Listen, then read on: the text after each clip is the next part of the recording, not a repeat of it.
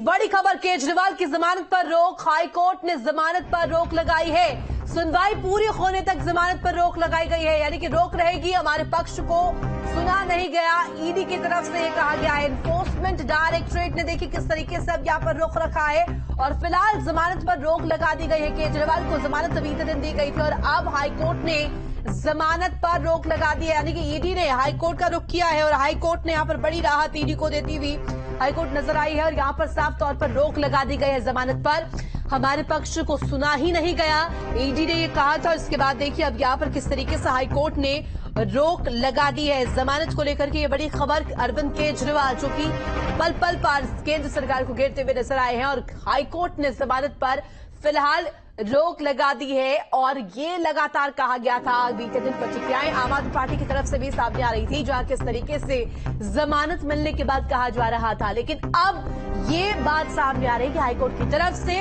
अब रोक लगा दी गई है जमानत पर। फिलहाल रोक रहेगी, क्या कुछ इसके बाद फैसला होता है, किस तरीके से सुनवाई होती है, इसको लेकर के अभी तक रुख साफ नहीं है। अभी आगे देखना होगा कि किस तरीके से इसको लेकर के रुख रहने वाला है। केजरीवाल की जमानत पर फिलहाल रोक लगा दी गई है और इसी के साथ आपको बता दें कि जिस तरीके से हाईकोर्ट का रुख रहा है वो यहां पर देखने को मिला। हाईकोर्ट का यहां पर ईडी ने, एनफोर्समेंट डायरेक्टरेट ने रुख किया। केजरीवाल को यह झटका लगता हुआ नजर आया है। तो हाईकोर्ट की तरफ से यहां पर दरअसल रोक लगा दी गई है और एक ही दिन पहले यहां पर मिली थी जमानत। अब ये कहा जा रहा है कि इन्फोर्समेंट डायरेक्टरेट ने जब रोक किया हाईकोर्ट का, तो हाईकोर्ट में ये बात रखी कि हमारे पक्ष को सुना ही नहीं गया।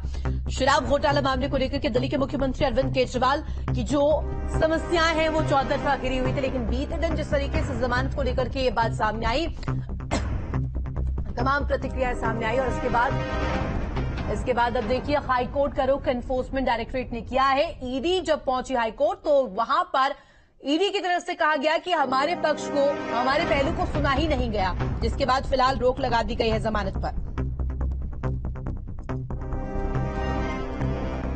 तो खबर पर जानकारी के लिए संवाददाता मधुरेंद्र हमारे साथ फोन लाइन पर जुड़ गए हैं। मधुरेंद्र, देखिए कल ही जमानत को लेकर की बात सामने आई और अब हाईकोर्ट ने यहां पर साफ तौर पर रोक लगा दी है। एनफोर्समेंट डायरेक्टरेट की तरफ से क्या कुछ रखा गया है?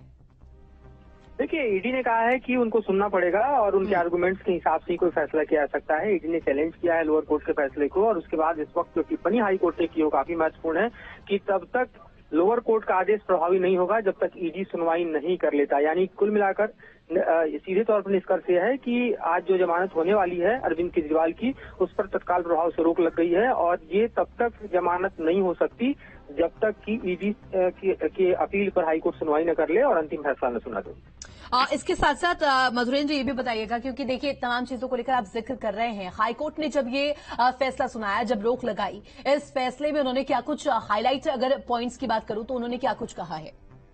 देखिए, अभी आर्गुमेंट शुरू नहीं हुआ है, इसलिए हाईलाइट इसका सिर्फ इतना ही है कि ईडी ने चूंकि अब हाईकोर्ट में जाकर लोअर कोर्ट को चैलेंज किया है और उस चैलेंज को हाईकोर्ट ने एक्सेप्ट किया है। एक्सेप्ट करने के साथ हाईकोर्ट ने कह दिया है कि अभी जब तक सुनवाई पूरी नहीं होती तब तक जमानत नहीं होगी और ये तत्काल प्रभाव से लागू होता है। तो जो रिहाई को लेकर अभी जो कार्रवाई चल रही थी तिहाड़ में, जाहिर है इसके बाद वो रुक जाएगी और जो लोअर कोर्ट के आदेश के मुताबिक रिहाई होने वाली थी केजरीवाल की, उस पर तत्काल प्रभाव से रोक माना जाए। अदालत ने थोड़ी सी राहत दी थी केजरीवाल को, लेकिन इसके बाद अब हाईकोर्ट का जब ईडी ने रुख किया है तो यहाँ पर बड़ा झटका लगता हुआ केजरीवाल को नजर आ रहा है। बहुत शुक्रिया आपका तमाम जानकारी के लिए मधुरेंद्र। और देखिए जिस तरीके से हाईकोर्ट ने जमानत पर फिलहाल रोक लगा दी है।